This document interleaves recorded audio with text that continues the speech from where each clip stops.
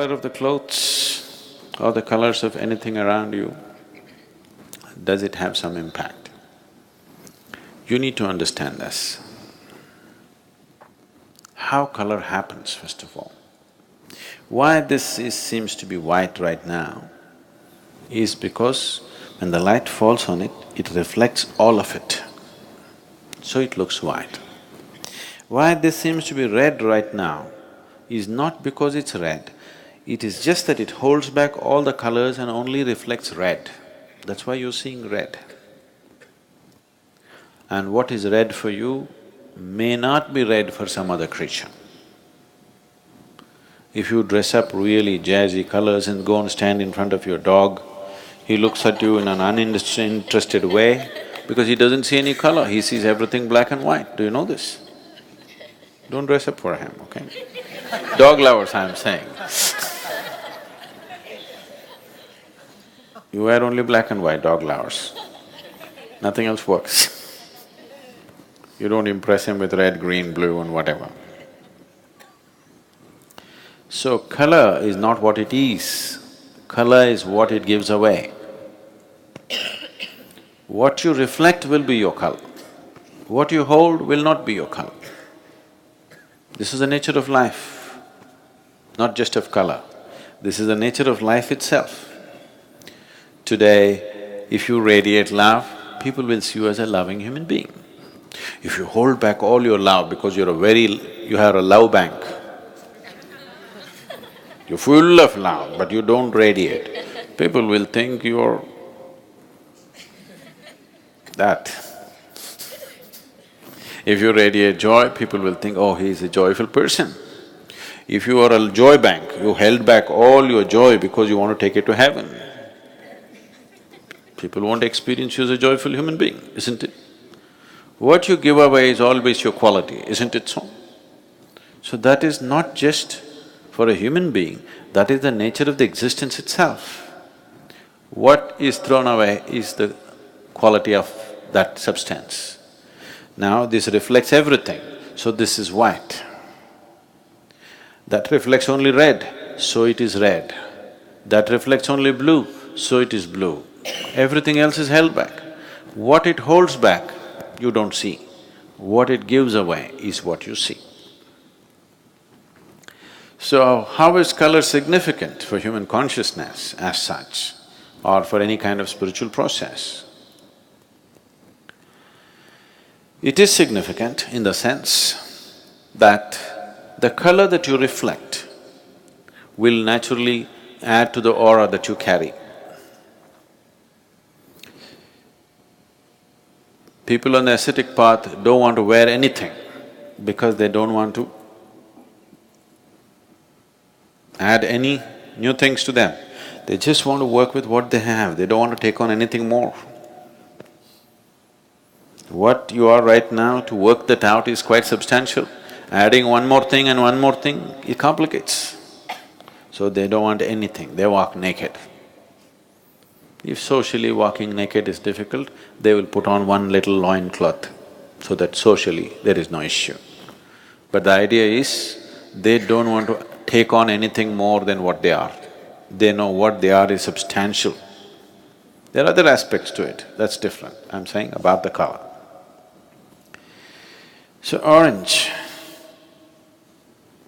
the chakras in the body, all the 114 chakras, or rather 112 chakras ascribe to some color.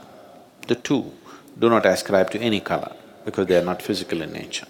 Anything that's physical in the existence naturally reflects light. You understand what I'm saying? Anything that's physical in the existence reflects light. Once it reflects light, it will have color in your perception. It may not have any particular color, or it may not have the color that you're seeing. You are only seeing what's being reflected. What you're seeing is the reflected light. You are not seeing the color of the substance that you're seeing. You're not seeing color of the thing that you're seeing. You're only seeing the color of the reflected light. Black reflects nothing, it holds back everything, so it becomes black.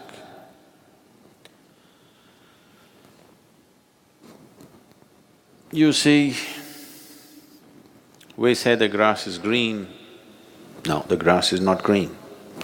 It is giving away green, so we see it as green.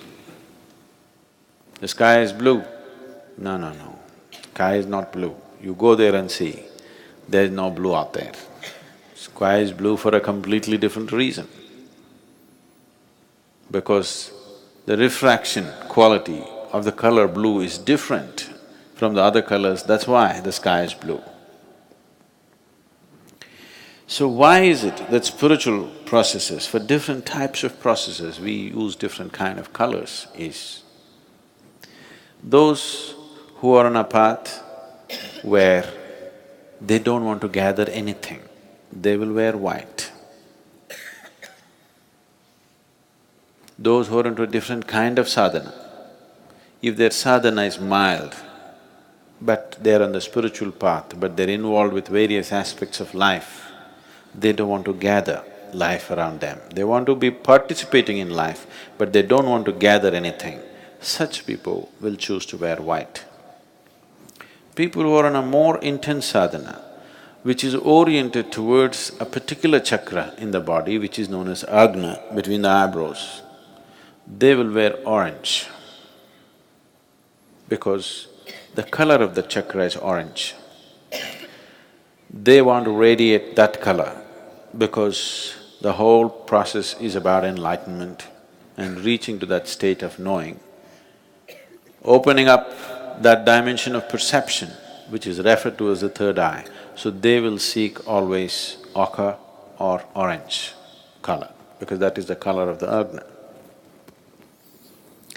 The yellow robes were worn by Buddhist monks because the process that Gautama gave to the initial stage of Buddhist monks was very rudimentary process. He chose this process for the people because it did not need any preparation, but he wants to cause a wave of awareness. That means he doesn't stay in any town for more than a day. Continuously he is moving from village to village, town to town. There's no time to prepare people for any kind of practice. So the practice that he gives them is very rudimentary, but still he's converting them into monks. He's fixing their life, but not giving them enough preparatory steps. So he told them to wear the yellow robe, because yellow is the color of the Mooladhara, the most basic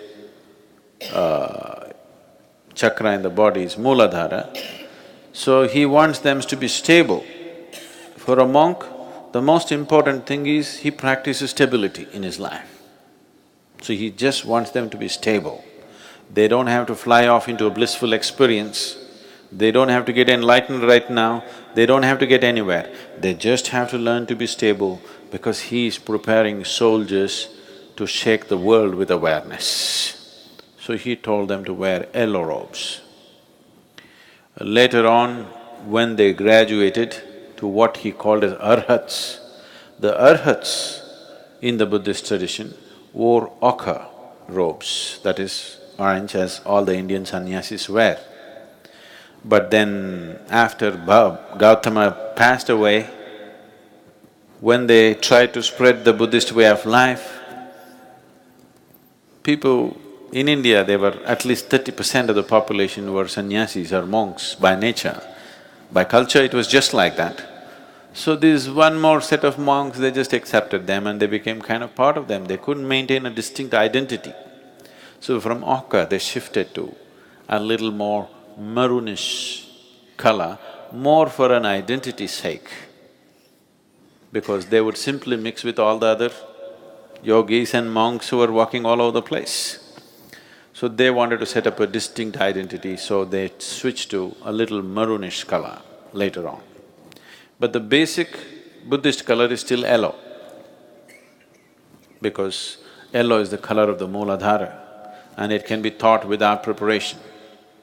No preparation, no teaching, no nothing, a simple process, just to stabilize and stabilize and stabilize. Such a process is taught when you are charting out a spiritual path for a few lifetimes. See, that tradition still continues in the Buddhist way of life. They keep coming back and coming back to do more work and more work because the process is such, it's of stabilization, not of realization. So that's why the yellow. Devi is always red because red is the most vibrant color. Of all the colors, red is the most vibrant color and feminine represents that. Whether you like it or not, there is a longing in a woman to be like a flower because nature has given that possibility for her. There is a certain quality in the feminine which is flowery. So, when we say flower, the first thing that comes into most people's mind is always red. A red flower is always the real flower. Other things are on the way. Red is vibrant. It is the color of vibrance. Devi, or the feminine form of the divine, is the most vibrant form of divine. Something nobody can miss. The reason why, even if there are other bigger temples, in every village, in every town in India, we will set up a Devi temple. You walk into the Devi temple, she hits you in the face, you can't miss it because it's vibrant. The color of vibrance is always red. It doesn't matter what kind of a person you are, if you come dressed in full red clothes, suddenly people will think you're vibrant, even if you're not. Yes or no? Red dress suddenly sets you off like you're vibrant. And to do certain type of sadhana, which is Devi-oriented, red is needed. The most important things in your life are usually red, you know. Your blood is red. It's not red enough, you go down, you know. Flowers are red, the rising sun can become reaching towards red. Anything that you consider as vibrantly alive, you tend to paint it red because there is a connection between red and vibrance. And Devi is manifestation of vibrance that you cannot miss. So, the Devi temples always have very active involvement of red. In many ways, only red flowers are used. Blood is spilled all over the place. We don't do the blood business, but one way or the other, it needs a lot of spilling of life. Either you must know how to spill your life just like that without killing yourself. If you do not know the technology, you have to kill. We know the technology, so we don't kill. Somebody else who do not know the technology of spilling life without killing the body, they will cut the body. Most Devi temples have daily sacrifice. So colors have some impact. It definitely influences a few things, but it's not everything.